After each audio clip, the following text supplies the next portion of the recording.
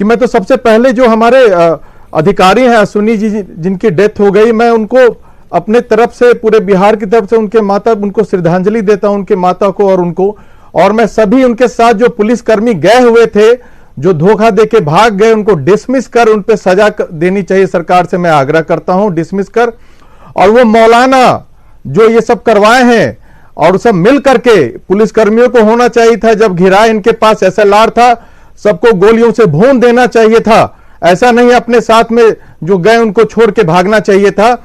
ये राइट है कि भाई सेल्फ डिफेंस के लिए आपने गोली चलाई, आप पे कोई हत्या कर रहा है और आप बैठ के भाग गई, तो कायरतापूर्ण जो चेहरा दिखाया है उनको उन पे कार्रवाई होनी चाहिए। और मैं आगे जरा ये बताइए, आपने कहा कि माइक लॉक रखा, ये बताइए शकील साहब माइक, हाँ ठीक है, पहले ये बताइए, नहीं पहले ये बताइए, मैं पूछना चाह रहा हूं कि आखिर ऐसा क्यों होता है, अक्सर जितनी बड़ी आतंकी घटनाएं घटती है यहां से दुनिया तक में, ये मुस्लिम संगठन ही, मुस्लिम ही क्यों करते हैं? अगर 90% आप गूगल में सर्च करेंगे कि आतंकवादियों का लिस्ट, तो टॉप 10 में सारे मुस्लिम्स आएंगे।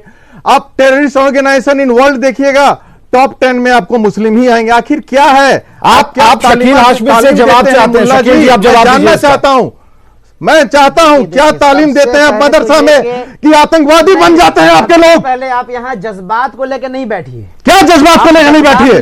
आप हत्या कर रहे हैं, हम लोग बैठे, यहाँ हम बैठे हैं इंसानियत की बात। अरे इंसानियत क्या है, हर जगह यही हो रहा है। मॉब लिंचिंग की बात करते हैं तो 2018 से अब तक की आप लिस्ट देखिए। अरे लिस्ट क्या देखिए, गूगल में सर्च कीजिए, गूगल में सर्च कीजिए, FBI most wanted terrorist Abdullah Ahmad, Saif al Abdul Ahmad, Mohammed Atif al अती मुहसिन अब्दुल, यही सब नाम है, बराबर नाम, खतरनाक नाम। क्या क्यों नहीं कार्रवाई होती है भाई? हम तो कार्रवाई, पूरे दुनिया त्रस्त है भैया। आप लोग तालीम ठीक से दीजिए, मदरसा का इस्लाम पढ़ाने का सिस्टम होता है और आप लोगों ने भटक गए हैं रास्ते से।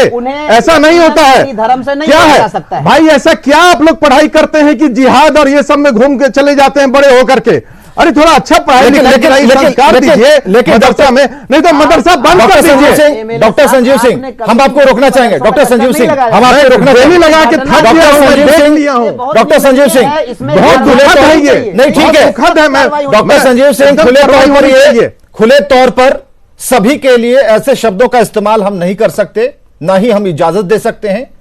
सबके लिए मैं नहीं बोल रहा हूं, नहीं ठीक है, 95% बोल रहा हूं, 95% में बोल रहे हैं, ऐसा हो रहा है। संजीव सिंह जी, आप देखिए ना, जज्बात की क्या बात है ये? संजीव सिंह, भावना को आरसी क्या, ठीक है, अपनी भावनाओं पर थोड़ा सा, नाम है सब, अपनी भावनाओं पर थोड़ा सा कमांड करें। क्या है लेकिन हम शकील हाशमी जी से जानना चाह रहे हैं। शकील हाशमी जी, जरा ये बताइए, फतवा जारी होता है, चलिए उस चैप्टर को भी हटाइए, हम ये जानना चाह रहे हैं, अरे जर कि क्या इस मुद्दे पर देश के तमाम मौलवी किसी एक बेंच पर बैठकर बात करने को तैयार हैं? ऐसी कोई पहल हुई है? देखिए, आप बुलाया तो मैं आया नहीं, आपने जब बताया कि आज किस टॉपिक पर बैठना है, मैं उसी टॉपिक पर आगे नहीं आया, उसी टॉपिक पर मैं आ रहा हूं। और मुझे बस इतना बताइए, आया हूं, ठीक है, मुझे इतना बताइए कि जो इस घटना पर देश के तमाम मस्जिदों के जो मौलवी साहब हैं वो एक साथ एक बेंच पर बैठकर किसी मसौदे पर पहुंचे, किसी निर्णय को लेने के लिए तैयार हुए?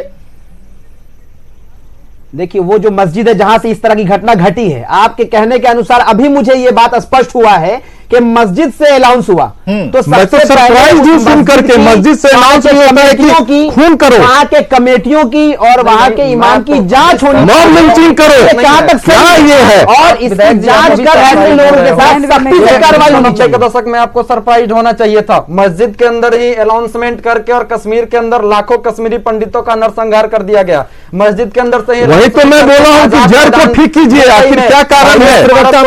प्रोफेसर रूपम यादव को मारा गया, रूपम यादव जी, दंगा होता है रोहिंग्या, दंगा होता है म्यांमार में, प्रतिक्रिया दी जाती है भारत में, दंगा होता है बांग्लादेश में, प्रतिक्रिया दी जाती है भारत में। ये कौन सा सिस्टम है? अर्पित करती हूँ।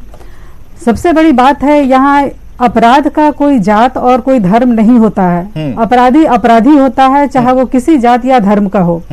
लेकिन इस कड़ी में जो देखने में आ रहा है, बहुत सारी कमियां हैं।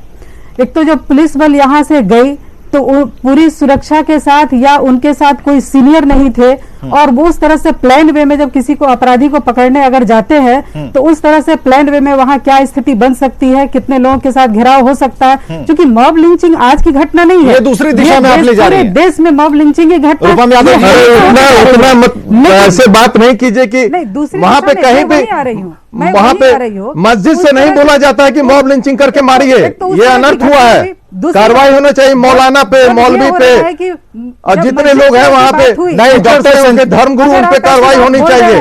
आप भी दिखा रहे हैं, आप भी सुना रहे हैं, इस तरह की बातें कर रहे हैं कि जो मस्जिद से ऐलान किया गया, तो पहले ये बताइए जब ऐलान किया गया तो आपकी नजर में अभी आ रहा है कि आखिर किसने ऐलान किया होगा, ये इस चीज को खोजना चाहिए, कार्रवाई होनी चाहिए और उस पर और गिरफ्तारी हो चुकी है तो उस पर एक्शन होना चाहिए। केवल गिरफ्तारी एक मुद्दा नहीं है, लेकिन हमें ये बताइए कि फांसी देना चाहिए ऐसे लोगों को। आज इतने अरे मैं तो कहता हूं कि चाहे जिस जाति के आतंकवादी हिंदू हो या चाहे मुस्लिम, तो कितनी अगर मारे जाए इनकाउंटर में तो उनका दाह संस्कार कराना चाहिए, उनके परिवार को सब नहीं सोचना चाहिए किसी जाति के, नहीं तो वहां पे फूल माला लेके आजीवन वहां स्मारक बन जाता है। आतंकवादियों से कोई नहीं, कोई हमदर्दी। संजीव जी